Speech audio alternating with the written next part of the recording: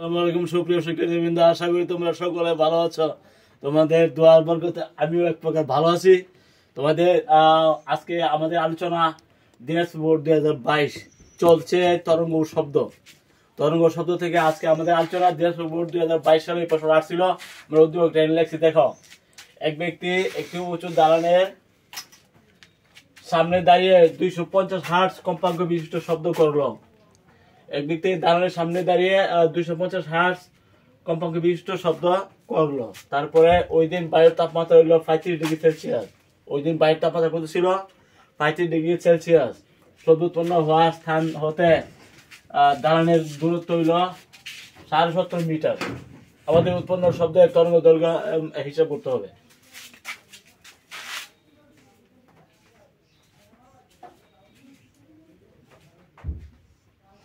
এগুলো মনে করো দালান। হ্যাঁ, এটা হইলো দালান।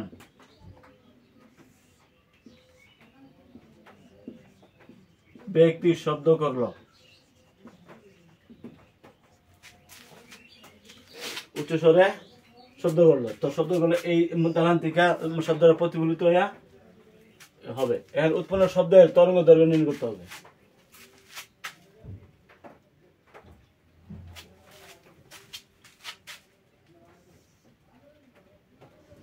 ডিগ্রি সেলসিয়াস তাপমাত্রায় শব্দের বেগ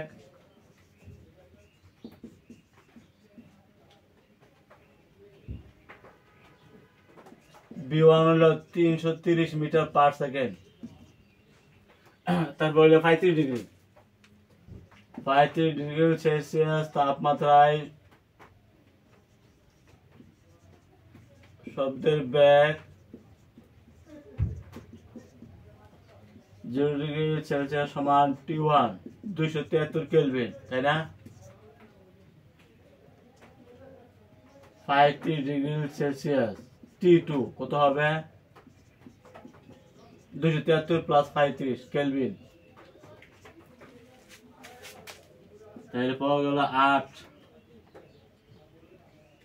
308 কেলভিন।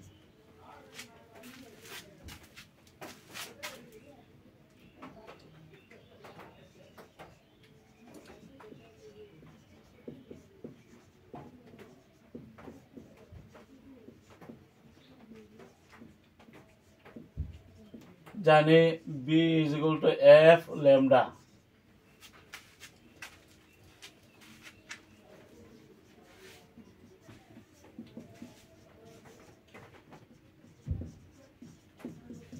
কম্পাঙ্ক F হইল 250 হার্টজ, তাই না? এখানে আমাদের এই যে 35 ডিগ্রি সেলসিয়াস তাপমাত্রা শব্দের ব্যাগটা কিন্তু নাই, এটা নিতে হবে। না নিলে আমরা এই তরঙ্গ দৈর্ঘ্য হিসাব করতে পারবো না।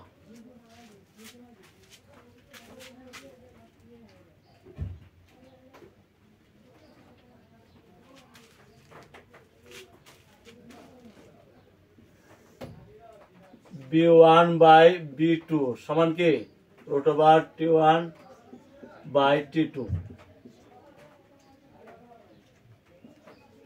B1 হলো 0 ডিগ্রি সেলসিয়াস তাপমাত্রা শব্দের বেগ 330। B2 হলো 35 ডিগ্রি সেলসিয়াস তাপমাত্রায় শব্দের বেগ। এই বেগটা কিন্তু নাই, আমরা টেম্পারেচার থেকে বেগটা নিব। T1 0 ডিগ্রি সেলসিয়াস তাপমাত্রা T1 হইল 273 কেলভিন। 35 ডিগ্রি সেলসিয়াস তাপমাত্রায় T2 হইল 308 কেলভিন।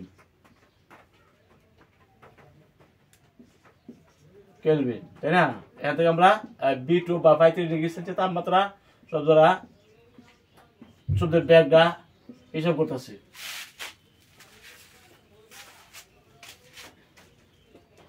দুইশো 73 ভাগ 308 বর্গমূল।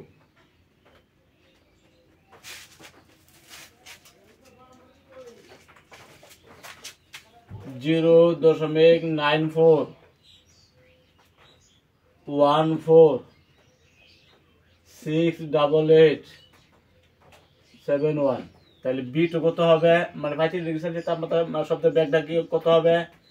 330 ভাগ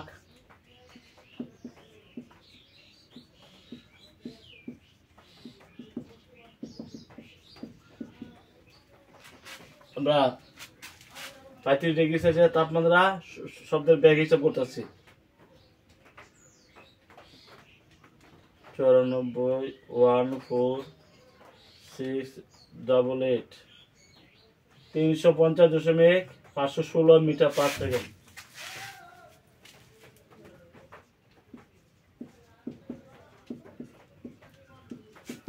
ঠিক আছে, এখানে বাতাসে এখানে শব্দের কম্পাঙ্ক, ব্যক্তির শব্দের কম্পাঙ্ক হলো 250 হার্টজ, তাই না?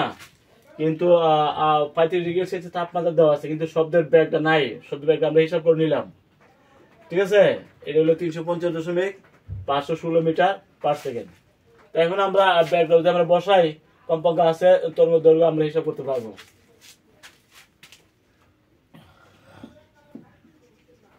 তরঙ্গ দৈর্ঘ্য lambda is equal to what?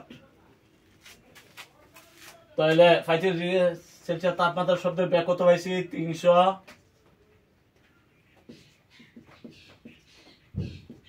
350.516 metre per second.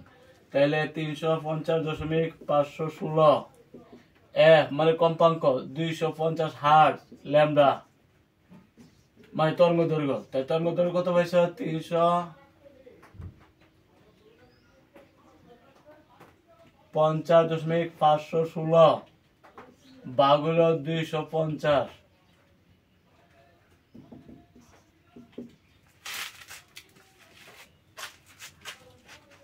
ভাগ 250 1.40 40.20645 মিটার।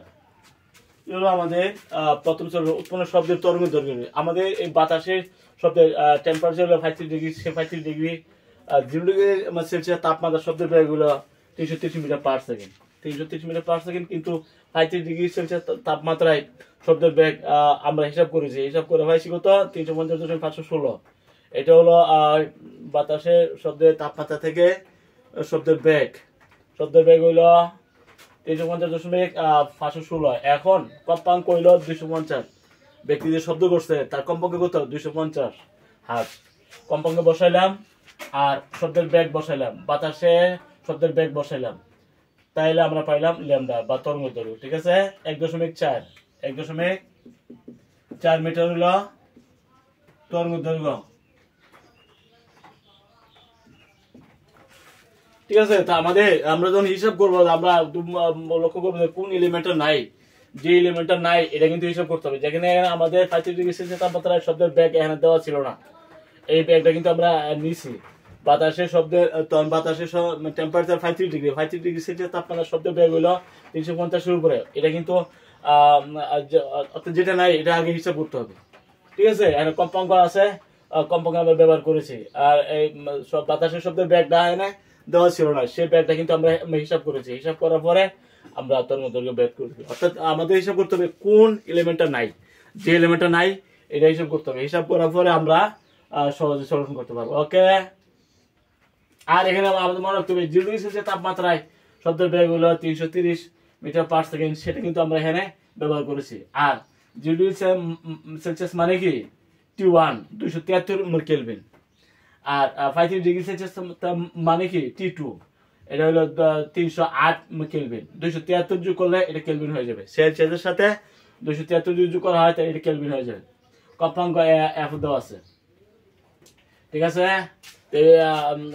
লক্ষ্য করতে হবে আমাদের কোন এলিমেন্টটা নাই। যে এলিমেন্টটা নাই এটা হিসাব করলেই আমরা সলিউশনটা সহজে করতে পারবো। ঠিক আছে,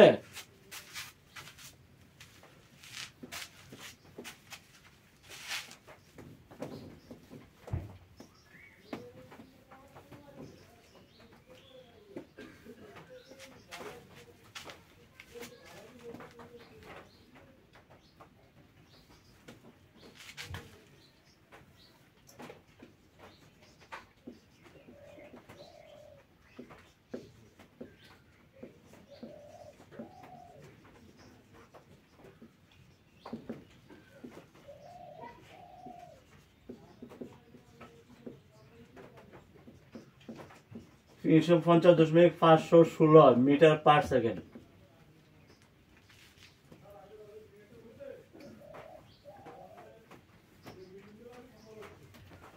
আমাদের দালান থেকে উঁচু দালানের সামনে দাঁড়িয়ে 250 হার্জ কম্পাঙ্ক বিশিষ্ট শব্দ করলো।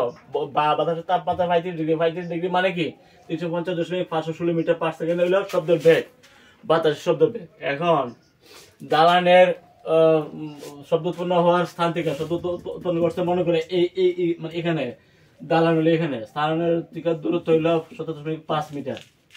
ঠিক আছে, পরের প্রশ্ন।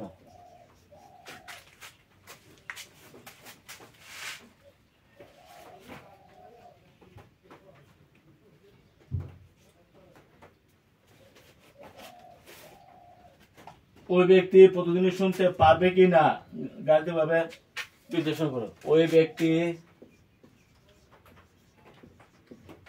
প্রতিধ্বনি শুনতে পারবে কি না।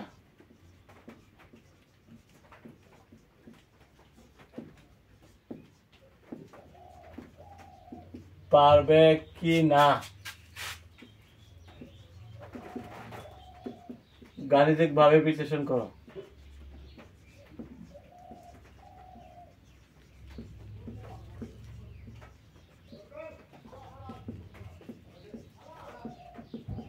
এখানে যে ব্যক্তি 35 ডিগ্রি সেলসিয়াস তাপমাত্রা অর্থাৎ 350.516 মিটার পার সেকেন্ড বেগে বাতাসের শব্দের বেগ, এখানে ব্যক্তি শব্দ করছে দালান থেকে ব্যক্তি দূরত্ব হলো 17.5 মিটার। সে প্রতিদিনই শুনতে পাবে কিনা, এটা হলো তোমার প্রশ্ন। ওই ব্যক্তি প্রতিদিনই শুনতে পারবে কি না। ওই ব্যক্তি প্রতিদিনই শুনতে পারবে কি না, এটা আমরা এখন হিসাব করবো।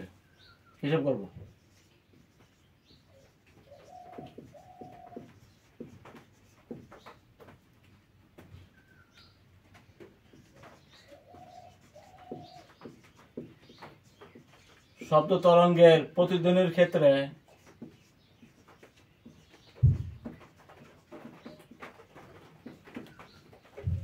D=BT, তাই না?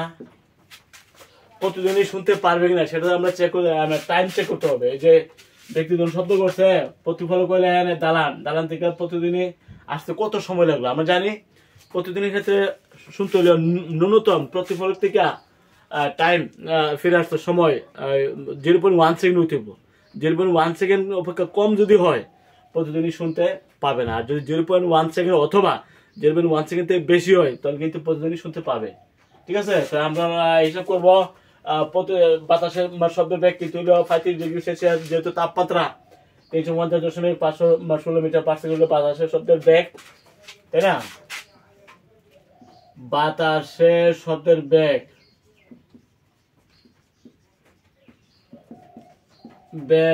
B=350.516 metre per second. প্রতিফলক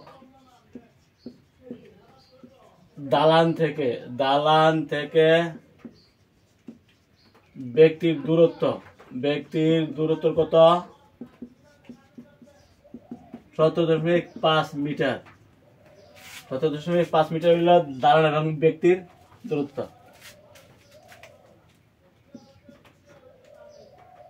ওই ব্যক্তির প্রতিধ্বনির সময়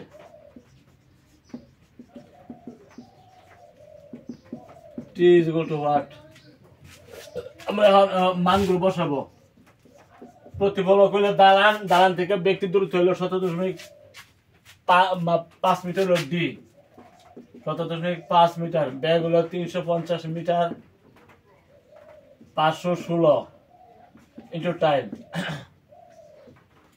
এখানে পেলাম 35 350.516 T। T=35 ভাগ 516।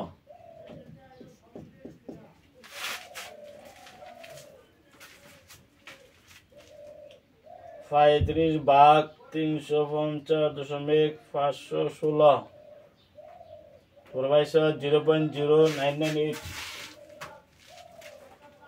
0.0998 5278 সেকেন্ড। তাহলে এটা আমরা বলতে পারি 0.998 সেকেন্ড। এখানে আমরা এই যে সময়টা লেস দেন 0.1 সেকেন্ড, তাই না? 0.1 সেকেন্ড থেকে এটা কমে গেছে। প্রতিদিনের ক্ষেত্রে যখন কোনো ব্যক্তি শব্দ করবে, প্রতিফলক থেকে শব্দটা পুনরায় ফিরে আসতে যদি 0.1 সেকেন্ডের নিচে নেমে যায়, তখন কিন্তু প্রতিদিন শোনা সম্ভব না। কমপক্ষে ন্যূনতম সময় হলো 0.1 সেকেন্ড। ন্যূনতম সময় হলো 0.1 সেকেন্ড হতে পারে। 0.1 সেকেন্ড থেকে বেশি হইতে পারে, অথবা 0.1 সেকেন্ড। কিন্তু তার থেকে এরা নিচে নেমে গেছে, কমে গেছে। অর্থাৎ ব্যক্তি এবং প্রতিফলক দালান থেকে প্রতিদিন শুনতে পাবে না, শুনতে পারেন, যেহেতু 0.1 সেকেন্ড থেকে কমে গেছে, তাই না? এই জন্য ব্যক্তি যেহেতু প্রতিদিনের সময় 0.1 সেকেন্ড অপেক্ষা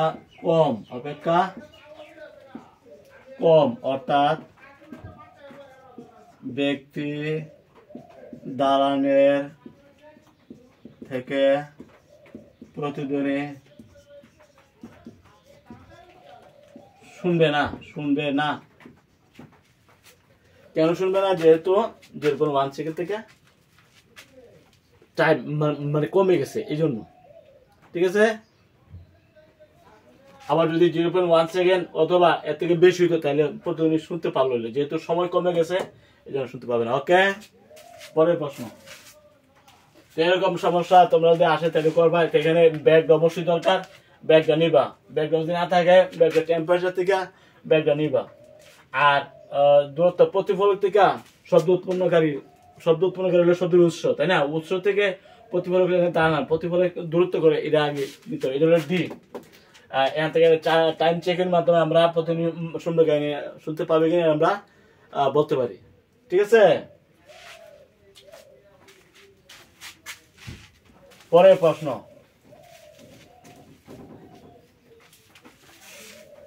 টাইম যদি 0.1 সেকেন্ড অপেক্ষা কমে যায়, তাহলে প্রতিদিন শোনা যাবে যে কোনো উৎস, যে কোনো প্রতিফলক, যে কোনো উৎস থেকে শব্দ করার পরে যে কোনো প্রতিফলকের টাইম যদি আমরা 0.1 সেকেন্ড থেকে কম পাই, সেক্ষেত্রে কিন্তু শব্দ শোনা যায় না। আর যদি টাইম 0.1 সেকেন্ড থেকে ন্যূনতম 1 সেকেন্ড হয়, অথবা 0.1 সেকেন্ড হয়, তো 0.1 সেকেন্ড খুব বেশি হয়, তাহলে কিন্তু আমরা শব্দ শুনতে পাই। শিক্ষার্থীবৃন্দ, পরের প্রশ্ন। তরঙ্গ কাকে বলে?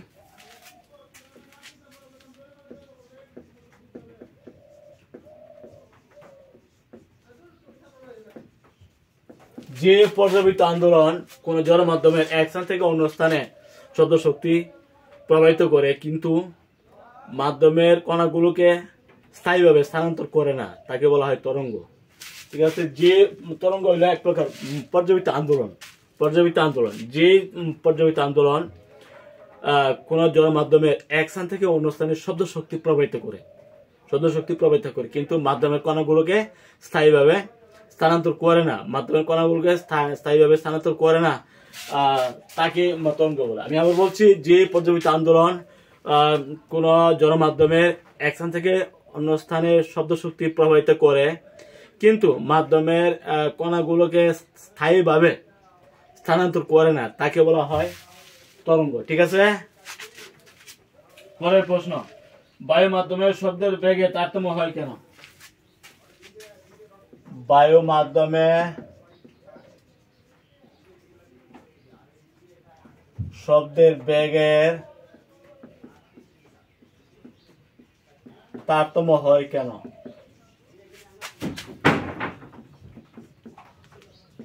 আমরা জানি শব্দের বেগ be proportional root over T, অর্থাৎ শব্দের বেগটা, বাতাসের শব্দের যে বেগটা টেম্পারেচারের সাথে সম্পর্ক আছে। তখন বায়ু মাধ্যম বাতাস যদি আর্দ্র বেশি থাকে, তাহলে বাতাসের ঘনত্ব কমে যায়। যখন কমে যায়, টেম্পারেচার বেড়ে যায়। তখন অর্থাৎ আর্দ্র বাতাস কিন্তু দুই প্রকার, আর্দ্র আর অনার্দ্র। আর্দ্র মানে ভিজে বাতাসের ক্ষেত্রে বাতাসের ঘনত্ব কমে যাওয়ার কারণে টেম্পারেচার বাড়ে। টেম্পারেচার যদি বাড়ে তাহলে বাতাসের শব্দের বেগ বেড়ে যায়, তাই না? আর যদি বাতাস অনাদ্র থাকে, মানে আর্দ্র না থাকে, ভিজা না থাকে, তাহলে বাতাসের ঘনত্ব বেশি থাকে। ঘনত্ব যদি বেশি থাকে, টেম্পারেচার থাকে কম, ফলে বাতাস শব্দের বেগও থাকে কম। অর্থাৎ বাতাসের শব্দের বেগটা টেম্পারেচার উপরে ডিপেন্ড করে। টেম্পারেচার বেশি হলে শব্দের বেগ বেশি হয় বাতাসে, আর টেম্পারেচার যদি কম হয় তাহলে বাতাসের শব্দের বেগ কম হয়। এটা বাতাসের আর্দ্রতার উপরে ডিপেন্ড করে। আর্দ্রতা যদি বেশি হয় ঘনত্ব কমে যায়, আর ঘনত্ব কমলে টেম্পারেচার বাড়ে, শব্দের বেগও বাড়ে। ওকে, আবার যদি বাতাসের আর্দ্রতা না থাকে, ঠিক আছে, তাহলে বাতাসের ঘনত্ব বৃদ্ধি পাওয়ার কারণে টেম্পারেচার কম থাকে, তাপমাত্রা কম থাকে। তাপমাত্রা যদি কম থাকে বাতাস শব্দের বেগও কম থাকে। ওকে, আগামী ক্লাসে আমাদের জানি এখানে শেষ করছি। সবাই ভালো থাকো, আলহামদুলিল্লাহ।